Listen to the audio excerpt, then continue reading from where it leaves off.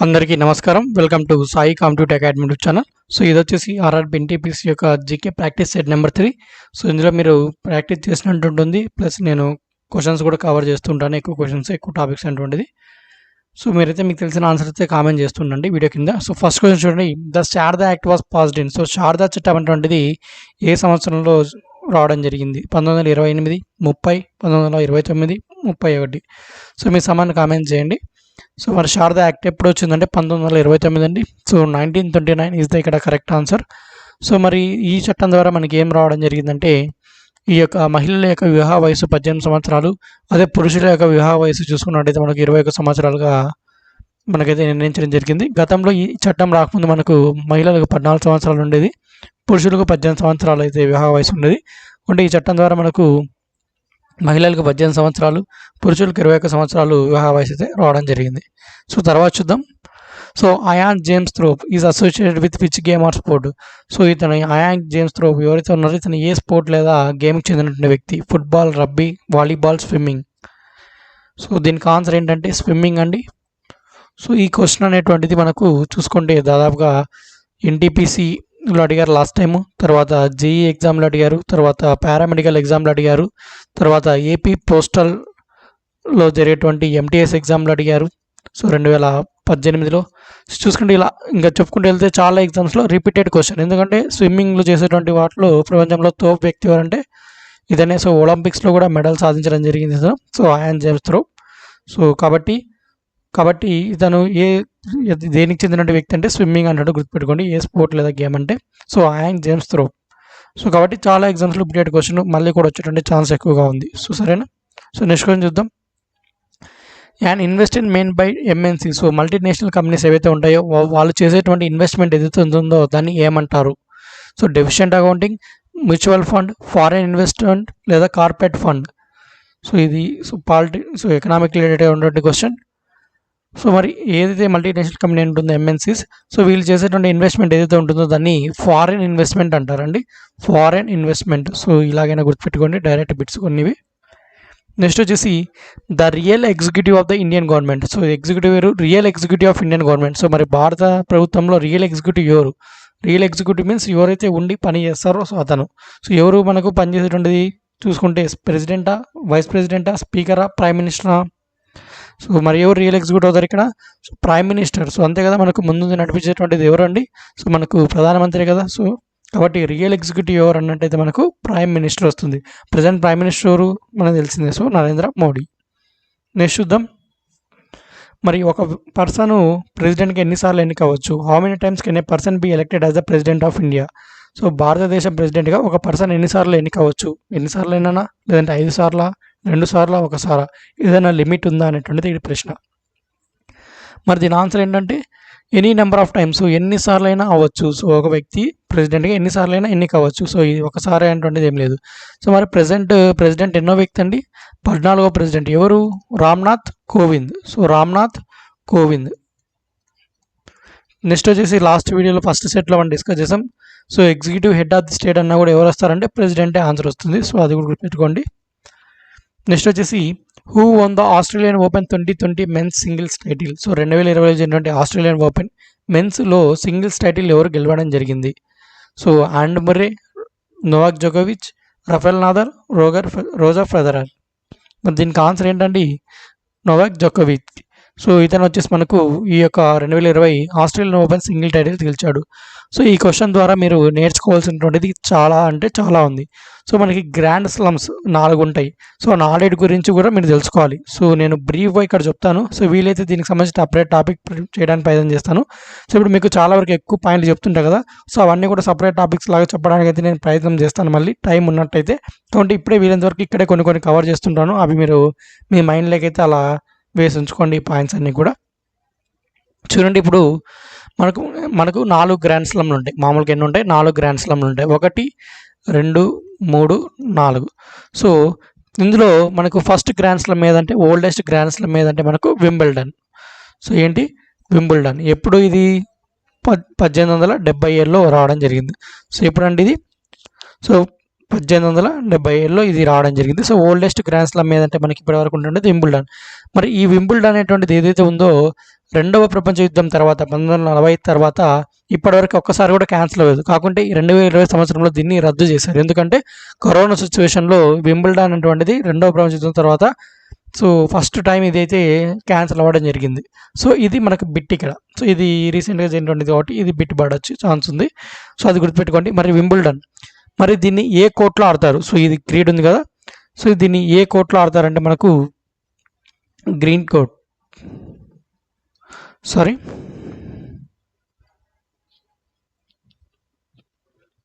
So మరి Wimbledon ఏంటంటే green గా సారీ గ్రాస్ కోర్ట్లో ఆడతారు. నెక్స్ట్ వచ్చేసి సెకండ్ ఏది ఏంటంటే దీని తర్వాత వచ్చేటువంటిది యూఎస్ అండి. సో యూఎస్ ఓపెన్ అనేటువంటిది రావడం జరిగింది. సో ఇది ఎప్పుడు వచ్చిందంటే 1881 కాలంలో రావడం జరిగింది, స్టార్ట్ అయింది. మరి ఇది ఏ కోర్టులో ఆడతారంటే హాట్ కోర్ట్. సో ఇది మనకి ఇవన్నీ కూడా పాయింట్స్ ఇంపార్టెంటే. ఆ గ్రాండ్ స్లామ్ పేరు, ఆ యొక్క ఇయర్, తర్వాత కోర్టు. తర్వాత నెక్స్ట్ వచ్చేసి ఫ్రెంచ్ ఓపెన్ అండి. మరి ఫ్రెంచ్ ఓపెన్ ఎప్పటి నుంచి అంటే 1891 నుంచి రావడం జరిగింది. సో ఇది ఏ కోర్టులో అంటే క్లే కోర్ట్. తర్వాత లాస్ట్ వచ్చేసి మనకు ఆస్ట్రేలియన్ ఓపెన్. ఇప్పుడు ఈ క్వశ్చన్ అడిగానే, సో ఇది ఆస్ట్రేలియన్ ఓపెన్ వచ్చేసి 1905లో వచ్చింది. మరి ఇది ఏ కోర్ట్ మీద ఆడతారంటే మనకు hot court. So hot court మీద ఆడతారు. సో మరి మన యాక్చువల్గా ఈవెంట్ ప్రకారం మనకి జరిగేటువంటి చూసుకుంటే ఇది మనకు ఫస్ట్ ఇది జరుగుతుంది మనకు అంటే ఇయర్ కాలంలో జనవరి నుంచి చూసుకుని వస్తే ఫస్ట్ ఇది ఆస్ట్రేలియా జరుగుతుంది. తర్వాత సెకండ్ చూసుకున్నట్టయితే మనకు ఈ యొక్క ఫ్రెంచ్ ఓపెన్ జరుగుతుంది. థర్డ్ చూసుకుంటే మనకు ఇక వింబుల్డన్ జరుగుతుంది. ఫోర్త్ చూసుకుంటే యూఎస్ జరుగుతుంది. అలా ఇయర్లో మనకు మంత్స్ ప్రకారం వెళ్తే ఇవైతే మీకు ఏం అవసరం లేదు. ఈ ఆర్డర్ అయితే జస్ట్ మీరు గుర్తుపెట్టుకోవాల్సిందల్లా కూడా ఈ యొక్క గ్రాండ్ స్లామ్లు ఏవైతే ఉన్నాయో ఈ ప్రతి గ్రాండ్ స్లామ్లో కూడా వింబుల్డన్ కావచ్చు, యూఎస్ కావచ్చు, ఫ్రెంచ్ కావచ్చు, ఆస్ట్రేలియన్ కావచ్చు, దాంతో మెన్స్ సింగిల్స్ ఉంటుంది, తర్వాత ఉమెన్ సింగిల్స్ ఉంటుంది, తర్వాత మెన్స్ డబల్ ఉంటుంది, తర్వాత ఉమెన్స్ డబల్స్ ఉంటుంది, తర్వాత మిక్స్డ్ డబల్స్ ఉంటుంది. సో ఇవండి మనకి జరిగేది. సో మొత్తం ఇవి చెప్తాయి. Men's single, women single, men's double, women's doubles, తర్వాత మిక్స్డ్ డబల్స్. సో ఇవి మీరు బాగా గుర్తుపెట్టుకోవాల్సింది ముఖ్యంగా మీరు మెన్స్ సింగల్, ఉమెన్ సింగిల్లో గెలిచిన వాళ్ళు గుర్తుపెట్టుకోవాలి. ప్రతి ఈవెంట్లో కూడా Wimbledon men's single, Wimbledon women single, గెలిచిన వాళ్ళు, ఓడిన వాళ్ళు ఏ దేశం. సో ఇలా అడుగుతుంటారు. సో మరి ఇప్పుడు ఇక్కడ ఆస్ట్రేలియన్ ఓపెన్ మెన్స్ గెలిచినది ఎవరు అంటే నోవాక్ జోకోవిచ్. సో ఇతను ఏ దేశం అంటే మనకు సెర్బియా దేశం. సో సెర్బియా దేశం. సో అది ఇంతవరకు ఇది జస్ట్ ఒక బ్రీఫ్ లాంటిది మీకు. ఇంకా నేను చెప్పాలంటే ఇంకా దీనికి సంబంధించి రికార్డ్స్ ఉంటాయి కొన్ని. అంటే హైయెస్ట్ గ్రాండ్ స్లామ్స్ ఇప్పటివరకు గెలిచిన వాళ్ళు ఎవరు, మెన్స్లో ఎవరు, ఉమెన్స్లో ఎవరు. సో మెన్స్లో చూసుకుంటే ఇద్దరు ఉన్నారండి. ఇద్దరు సమానమైనటువంటి ఎవరు, ఈ రఫేల్ నాదాల్ ఉన్నాడు కదా, ఈ రఫేల్ నాదాల్ వచ్చేసి మనకు స్పెయిన్ దేశం. సో ఇప్పటివరకు ఎన్ని గ్రాండ్ స్లామ్లు గెలిచాడంటే 20 గెలిచాడు. మెన్స్లో హైయెస్ట్ ఇతనే. తర్వాత రోజర్ ఫెజర్ ఉన్నారు కదా, సో ఇతను కూడా 20 గెలిచాడు. సో ఫస్ట్ ఇతను. సో ఇతను కూడా 21 గ్రాండ్ స్లామ్లు 20 గ్రాండ్ స్లామ్లు గెలిచాడు. ఇతను ఏ దేశం అంటే స్విట్జర్లాండ్. సో వీళ్ళిద్దరు కూడా సమానంతో ఉన్నారు. ఇద్దరు 20 గెలిచారు, ఇద్దరు టాప్లో ఉన్నారు. మెన్స్ సింగిల్స్ హైయెస్ట్ ఎవరు గెలిచారంటే ఇద్దరు పేర్లు వస్తాయి, రఫేల్ నాదాల్, రోజర్ ఫెదరర్. ఇప్పటి వరకు అంటే ఎగ్జామ్ డేట్ వరకు. ఎగ్జామ్ డేట్ లోపల మళ్ళీ ఏమైనా జరిగింది అనుకోండి ఏదో ఒక గ్రాండ్ స్లామ్, సో నెక్స్ట్ ఇయర్కి ఇంకా ఎగ్జామ్ డేట్ అయితే ఏదైనా కూడా సో అది మీరు అప్డేట్ చేసుకుంటున్నారు ఇప్పటివరకు. నేను ఇప్పుడు చెప్పే డేట్ ప్రకారం అయితే సో ఇప్పుడెప్పుడు నవంబర్ 10వ తేదీ ఈరోజు నేను వీడియో రికార్డ్ చేస్తున్నది. సో ఈ రోజుకైతే ఇది అప్ టు డేట్ నవంబర్ 10, 2020 నాటికి. సో వీళ్ళు హైయెస్ట్. అదే ఉమెన్లో చూసుకున్నట్టయితే ఉమెన్స్లో చూసుకున్నట్టయితే హైయెస్ట్గా మొత్తం ఎన్ని మెడల్స్ రావడం జరిగిందంటే మార్గరెట్ కోర్ట్.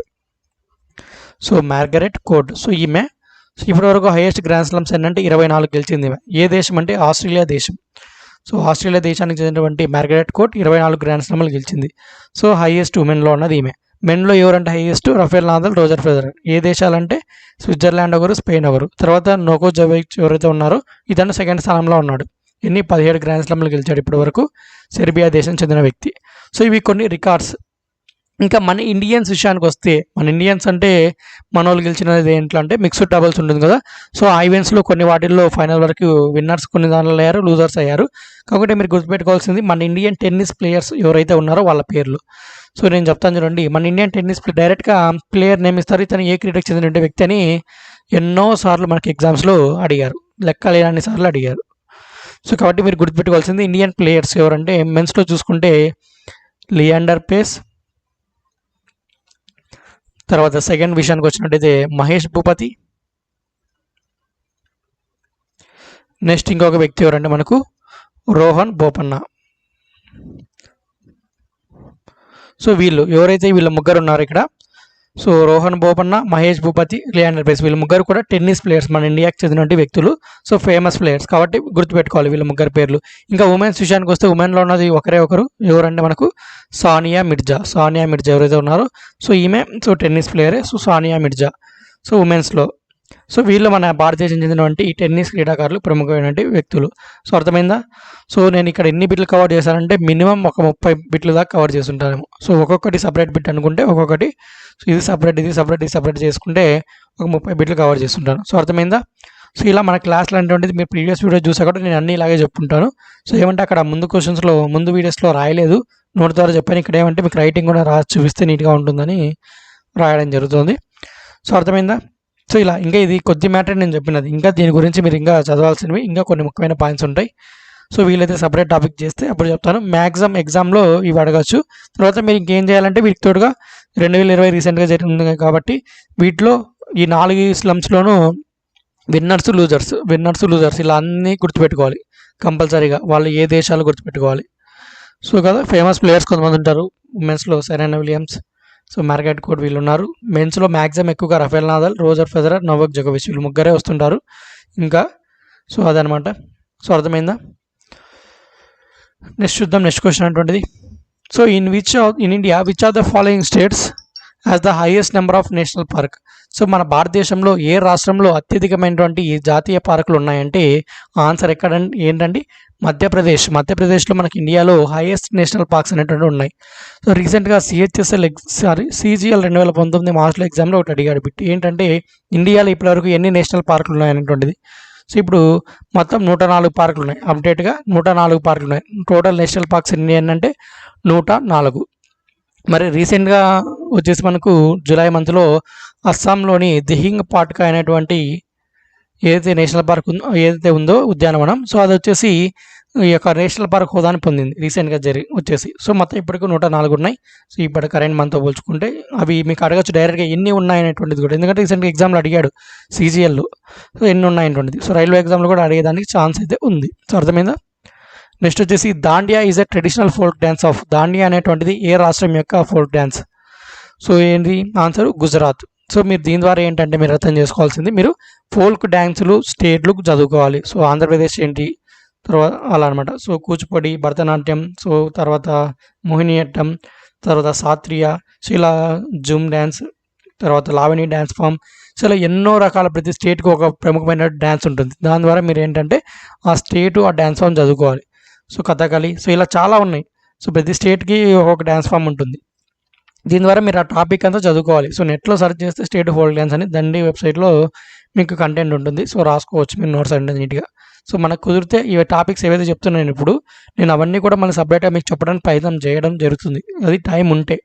సో టైం బట్టి అది కాకుంటే మీరు ఏం చేయాలంటే ఇప్పుడు నేను ఇక్కడ చెప్తున్నటువంటి కూడా అంటే ఏ టాపిక్స్ మనం చదవాలంటే ఒక పేపర్లో రాసుకొని దాన్ని నీట్గా నోట్స్ రాసేసుకుంటే మీరు ఇంకా మీ ఎగ్జామ్ టైం చాలా ఉంది. ఇంకొక 3 నెలల వరకు రైల్వే ఎగ్జామ్ పెట్టేటువంటి ఛాన్స్ అయితే తక్కువ. అంటే ఫస్ట్ ఆఫ్ ఆల్ మనకు మినిస్ట్రీ ఆఫ్ ఐసోలేటెడ్ ఉంది కాబట్టి దాని తర్వాతే ఉంటుంది. మినిమం 2 నెలలు టైం ఉంది ఇంకా ఇప్పటి నుంచి లెక్కేసుకున్నా. సో అర్థమైందా?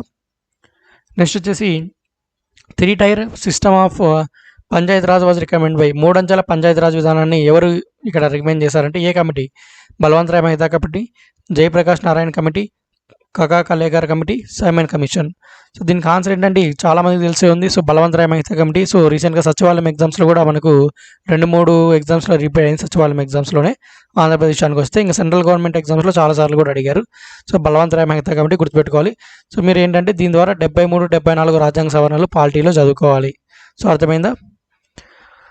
నెక్స్ట్ వచ్చేసి last question, the Pong dam is బుల్ట్ on which of the following reverse? So Pong dam అనేటువంటిది ఏ నది మీద కట్టడం జరిగింది డ్యామ్ అనేటువంటిది? సో నేను ప్రతి సెట్లో కూడా ఒక్కొక్క డ్యామ్ గురించి చెప్తున్నాను. సో కాబట్టి మీకు యూజ్ అవుతుంది. డ్యామ్స్ కంపల్సరీగా అడుగుతాడు ఎగ్జామ్లో. సో ఏ నది మీద కట్టారంటే ఈ డ్యామ్ అనేటువంటిది బీస్. సో బీస్ నది మీద దీన్ని అయితే కట్టడం జరిగింది. సో ఇదండి ఎక్కడ స్టేట్ అంటే మనకు హిమాచల్ ప్రదేశ్. పోంగ్ డ్యామ్ ఎక్కడంటే మరి ఒకవేళ స్టేట్ కూడా అడిగేటువంటి ఛాన్స్ ఉంది. సో కాబట్టి మీరు ఆ యొక్క స్టేట్ కూడా చదువుకొని ఉంటే మనకు బెటర్. సో మరి ఈ యొక్క పోంగ్ డ్యామ్ అనేటువంటిది ఏ రాష్ట్రం అంటే మనకు హిమాచల్ ప్రదేశ్. సో అర్థమైందా? సో ఇవన్నీ మనకి ఈ యొక్క జీకే క్వశ్చన్స్ అయితే. మరి ఈ యొక్క వీడియో కూడా మీకు నచ్చినట్టయితే తప్పకుండా కూడా లైక్ చేయండి, తప్పకుండా మీ మిత్రులకి అయితే షేర్ చేయండి. ఇక్కడ మనం చూడడానికి 10 క్వశ్చన్లు మాత్రమే తీసుకున్నాం, కానీ మీకు చెప్పిన కంటెంట్ ఎన్ని క్వశ్చన్లు అనేటువంటిది మీకే అర్థమైంటుంది, ఎంత కవర్ చేసామనేటువంటిది. సో సరేనా?